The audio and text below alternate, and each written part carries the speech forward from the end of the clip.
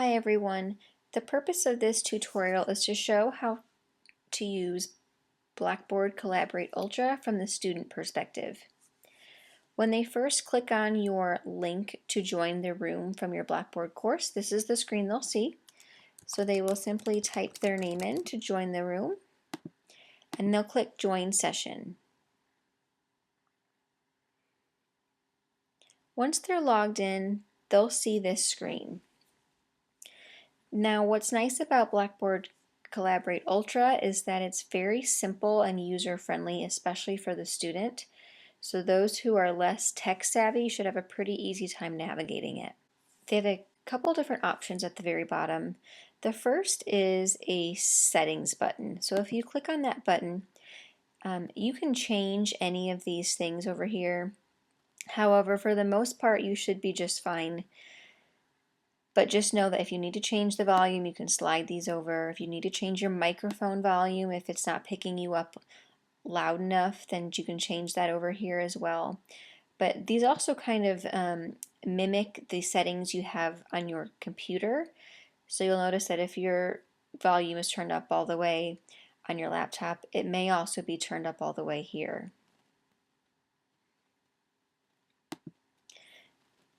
The next tool they have is the microphone. So this is what they'll click on if they want to share their sound. So if they just click on the audio,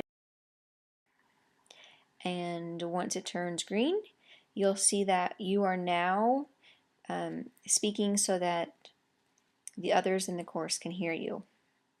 It's important to keep in mind, though, that if your students' microphones are on while you're lecturing, you'll pick up the feedback or all of their sounds from their home computers and their home environments in your classroom. So I would just ask that when you are lecturing or if someone's giving a presentation, you want your students to click that mute button just to turn off their sound.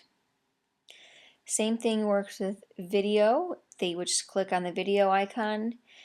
It would turn their video on, and then when you want them to turn it off, you turn it off. The next little button they have down here is hand raise. So if they want to say something, they will just click raise hand, and then that little icon pops up over here as well. This shows them that their hand is up and they're waiting for you to call on them. So when you're ready, or when they're ready to put their hand down, they'll click on it again and their hand is now lowered. The next one over is the chat feature, and you'll want to have your students keep this open at all times. What's nice about the chat box is that your students can have kind of a back conversation while there's a lecture or a presentation going.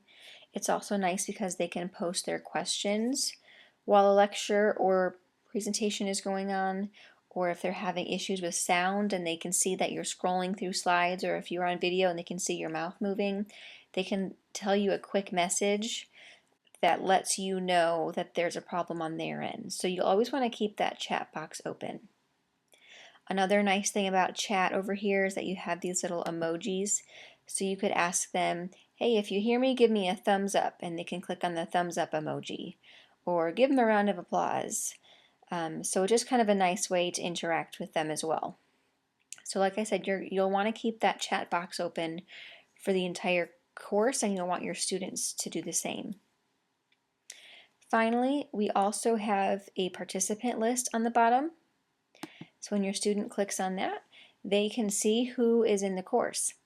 Now what's nice about it is that if they are marked as presenter, it will tell you who is marked as a presenter in the course, so they know who's speaking.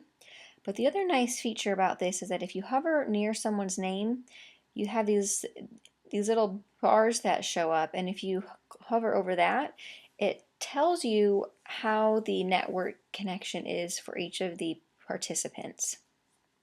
That's a really nice feature too, because your students can kind of check each other, and if someone's having problems, maybe one person can scroll over that person's name and say, oh, it looks like your network connection is pretty poor right now. You may want to try moving somewhere else.